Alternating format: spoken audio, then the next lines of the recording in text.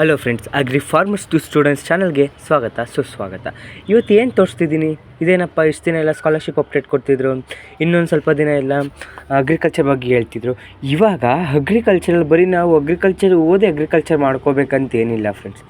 ನಾವು ಅಂದರೆ ನಿಮ್ಗೇನು ನಾನು ತೋರ್ಸೋಕೆ ಹೋಗ್ತಿದ್ದೆ ಅಂದರೆ, ಮನೆಯಲ್ಲಿ ಚಿಕ್ಕದಾಗಿ ನಮಗೇನು ಬೇಕು, ಸಬ್ಸಿಗೆ ಸೊಪ್ಪಾಗಿರ್ಬೋದು, ಕೀರೆ ಸೊಪ್ಪು, ಕೊತ್ತಂಬರಿ ಸೊಪ್ಪು, ಪಾಲಕ್ ಸೊಪ್ಪು, ಇವನ್ನೆಲ್ಲ ನಾವು ನಮಗೆ ಏನು ಹೇಳ್ತೇವೆ ಗೊತ್ತಾ, ಈ ಒಂದು ಸಮಾಜ ಪ್ರಸ್ತುತ ಕಲಿಯುಗದಲ್ಲಿ ನಮಗೆ ಏನು ಬೇಕನ್ನೋದನ್ನ ನಾವು ಬೆಳ್ಕೊಂಡು ತಿನ್ನಬೇಕು. ಅದು ನಿಜವಾದ ಕೃಷಿ.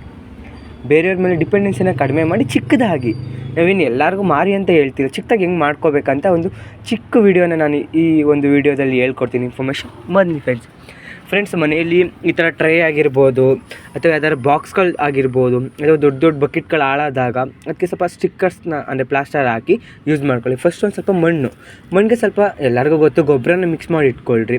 ಅಂದರೆ ಮಿಕ್ಸ್ ಮಾಡಿ ಒಂದು 2 ದಿವಸ ಚೆನ್ನಾಗಿ ಬಿಸಿಲಲ್ಲಿ ತೆರುಳು ಹಾಕಿ, ಅಂದರೆ ಹಿಂದೆ ಮುಂದೆ ಎಲ್ಲ ಮಾಡ್ತಾಯಿರಿ. ಆವಾಗ ಸ್ವಲ್ಪ ಮಣ್ಣು ಚೆನ್ನಾಗಿ ಹದ ಬರುತ್ತೆ. ಅದಾದಮೇಲೆ ಸೀಡ್ಸ್ಗಳನ್ನ ನೀವು ಕೃಷಿ ಕಾಲೇಜ್ಗಳಲ್ಲಿ ಆಗಿರ್ಬೋದು, ಕೃಷಿ ಮೇಳದಲ್ಲಿ ಆಗಿರ್ಬೋದು, ಅಥವಾ ಅಂಗಡಿಗಳಲ್ಲಿ ಹೋಗ್ಬಿಟ್ಟು ಪರ್ಚೇಸ್ ಮಾಡಿ ಫ್ರೆಂಡ್ಸ್.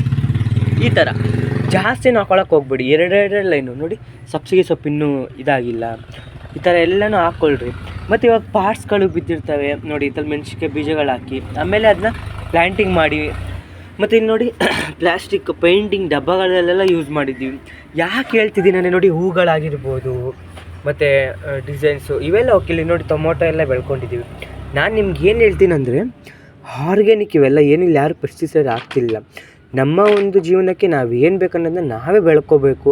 ನೋಡಿ, ಸಾಮಾನ್ಯಕ್ಕೆ ನಾವು 1-2 ಕಿಲೋ ದುಡ್ಡು ಕೊಡೋಕೆ ಹೋಗ್ತೀವಿ, ಅದು ನಾವೇ ಬೆಳ್ಕೊಂಡಾಗ ಈ ಥರ ತಿನ್ನೋಕ್ಕೆ ಓಕೆ, ಹೂವು ಏನು ಬೇಡ, ತಿನ್ನೋಕ್ಕಂಥದ್ದು ನಾವಾದರೂ ಬೆಳ್ಕೋಬೇಕಂತ ಒಂದು ಆಶಯದಲ್ಲಿ ಈ ಥರ ಒಂದು ಮಿನಿ ಪಾರ್ಕ್ ಥರನೇ ಮಾಡ್ಕೊಳ್ಳಿ. ಮಿನಿ ಅಗ್ರಿಕಲ್ಚರ್ನ ನಿಮ್ಮ ಟೆರೇಸ್ ಮೇಲೆ ಮಾಡ್ಕೊಳ್ಳಿ.